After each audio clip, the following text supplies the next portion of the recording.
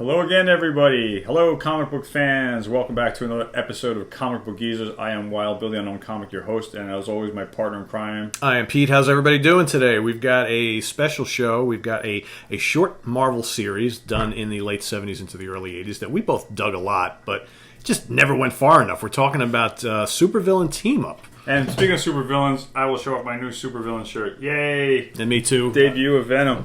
In fact, this guy is going to be starring in this series we're talking about. That's right. Supervillain Team Up, issue number 1, Dr. Doom and Prince Namor. And that was originally what this book was slated to include, was Submariner, Prince Namor, Submariner, and Dr. Doom. Kicking off the first issue with two classic villains of the Submariner, Tiger Shark and Atuma. Yep, Atuma. And good story, good series. And I think Namor was a good fit with Doom because Namor was always flip-flopping as a good guy or a bad guy when he hated the... Total anti-hero, yeah. Totally hated the human race. And Doom always took advantage of that. And that's use why, it as an ally. Yeah. So they had a history together way before they did this title here. Wasn't there something in this story where Namor needed Dr. Doom's scientific knowledge to help keep him alive? Wasn't there something going on to that effect? You might be right, yeah. There was something to that effect. It's been a while since I read these. And that was Doom's negotiating bargain chip to get Namor to join forces with him. Yeah, and Doom always kind of played this whole we're the same. We're in so the similar. Same boat. Right, we should work together, right? Yeah. But behind the scenes... He was using him as a puppet. Always using him. Dr. And Doom was the puppet Namor master. fell for it every single time. This is a Gil Kane cover, yep. I believe. Right? So this basically continues the story from the first issue, right? So we Yeah. still got Atuma and Tiger Shark. Tiger Shark, what a great villain. Yes. I don't have that issue. This is his first appearance. Oh, yeah, I do. That's hard to find. Yeah, that's really good. Issue number 3, a great color. There's a lot of use of yellow in some of these covers. Kind of like a throwback to Captain America covers. Yeah, I agree. Which work for the supervillain team-up. So again, still fighting Atuma and Tiger Shark here. And so this was ongoing. This was a bi-monthly book. Yeah. It wasn't every month. So let me guess here. Namor finally figured out. Yeah. So now they're going against each other. Yep.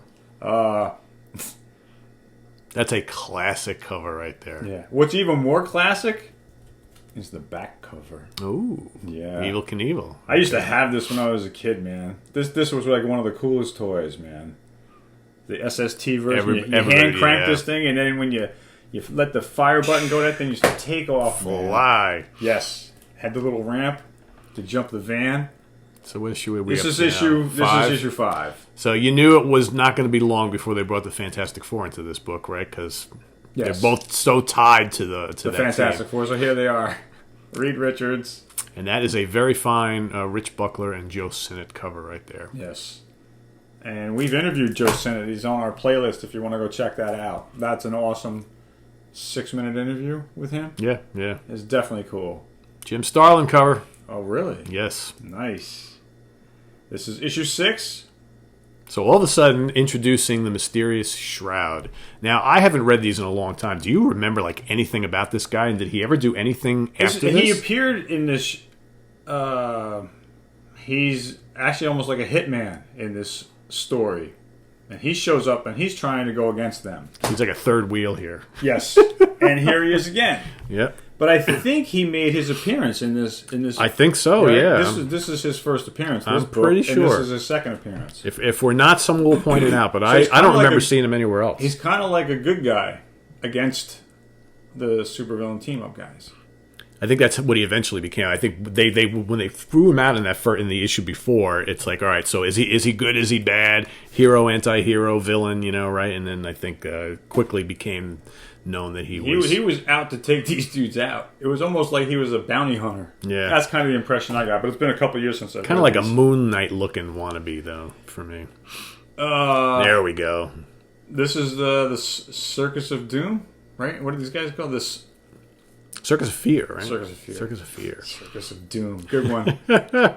Again, another good use of the background yellow colors for the cover. I like the yellow with this. Though, quite frankly, Circus of Fear up against Namor and Dr. Doom. Not good? No. How about Iron Man against Dr. Doom? There you go. And the rest of the Avengers. Yep. Definitely cool. Issue 9. Another Gil Kane cover there. Yeah, and I like number 10. This is a good one, too. So here we're mixing it up a little bit. So they decided that...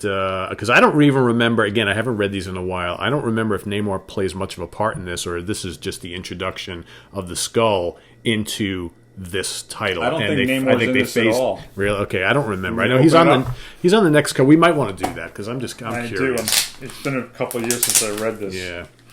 I got this one from our buddies in Texas. Again, Evil Knievel. There you go. A great cover on that. All right, so I guess you want to see the inside splash page, kids. Yeah. So let's just flip through. So, of course, we got the Avengers here. Ooh, oh, nice. Look at that. That is killer. Doc Doom on his throne. Is that Cap in the bottom, right? Yeah, it's the back of Cap's head. Yeah, that is a classic page. Look at that. I love that. Now, let's see. I haven't seen Namor yet, have you? No. And it's hard to see with my shade. There he is. There he is. I didn't think he was going to be in here. So he's still playing a part in this whole storyline then. All right. But, they were... The purpose of this was to introduce the Red Skull into this magazine. Let's see when that happens. The old classic Marvel ads. Yeah. I bought so many comics from this guy when I was a teenager. Yeah, when he still lived in Long Island before he moved to Florida. What'd you do? You said put a check in an envelope? I used to go to the post office. Sometimes I'd send him cash, and you weren't supposed to. I would go get a money order. I would never ask my mom to write a check, I would send the guy cash and sometimes money orders. And he helped complete my Nova run, a lot of the back issues of Hulk. Yeah, very cool. Back issues of Spider-Man, a lot of my back issues from Iron Man. Yeah, Robert Bell. Foom, I never got this magazine. I've always seen it. Me neither. I did get Pizzazz magazine, but I threw them out. It was really bad. I'm sure they're worth something now, but it was so corny. Pizzazz magazine, I would not recommend it. See, the Shroud is still there. If I had all my Pizzazz magazines, we could do an episode about that. Yeah. That'd be a train wreck. It was like a kiddie magazine, games and mazes and stuff like that, and puzzles. It was just another. So I see here the Shroud is still hanging around. So that's what a couple issues. Right? He's on the page before. I think that's. Shades. Yeah, he's down in the bottom. He's over here. There he is. Right there. Yeah. And we're getting to the end. If I remember correctly, in that issue, they saved the skull, the Red Skull, for the kind of the finale. Yeah, there it is. Last panel. Yep. Menacing Red Skull. When you think about it, and we kind of covered this before. Hostess fruit pies? Yeah, those and all those issues, yeah. Kind of the most diabolical villains, especially in this time period, were the Red Skull and Doctor Doom. So it was inevitable that Marvel was going to bring those two together, and why not do it in this, kind of a format. Title? Yeah, exactly. But unfortunately, it only ran 17 issues, and here's issue 11. They had great covers. So here they're not really teaming up; they're going at it, right? And in fact, that was the mantra for all these issues with the Red Skull. They were basically at odds with each other. There was no team up here. This was more so. I guess Namor's still kind of hanging around. Struggle for power. Yeah. Now we're getting into outer space. Yep. It's interesting because Doom doesn't need a helmet. He's got the little slits that come down over his eyes. The visor, or whatever you call it. Yeah. So he's got an oxygen helmet, but the skull needs a helmet. So if you notice here, now they took, in this issue and the issue before, the Namor's name is now taken off the title. It's now Doctor Doom and the Red Skull. But again, not much of a team-up. I'd say more of a war, right? Here you go again. We're back to Submariner. So we got Submariner back again, right? This is issue 14. I like this great cover. That's a great cover. That's a very Kirby-ish cover, but I'm not sure who drew that. So right here? Yeah. No, what? That was it upside down. I don't see it now. I wonder who drew that. Wow.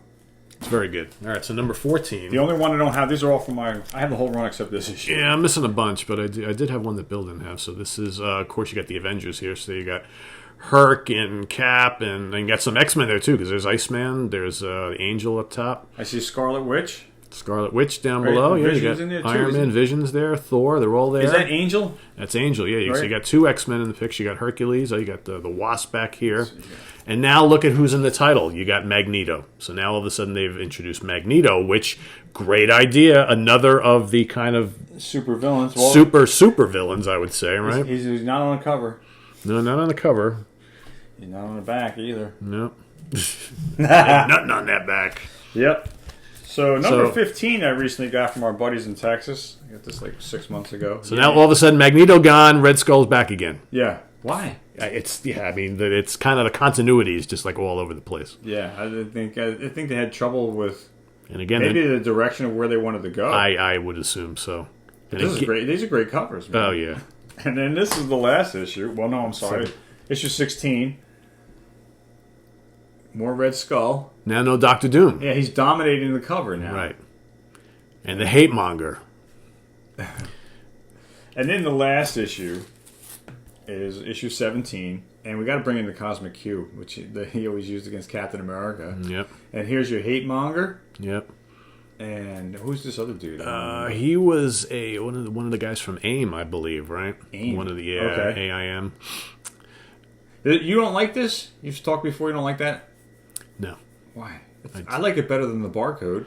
I think perhaps a little. I think it looks better than a barcode. It looks better than a barcode, but I still don't like it. I wish they had put the barcode on the back cover. Yeah, that would have made more sense. You know what my issue is? I just don't. I think it looks jarring, black and white, sitting there on a very colorful cover. I think if you're going to do something like that, make it color, make it kind of match. I don't know. I just don't like it. But when this actually is a symbol that this means that this book wasn't sold off the rack. This book did not go to retailers. This book went straight to distributors. Or wholesalers. That's what this is all about. Gotcha.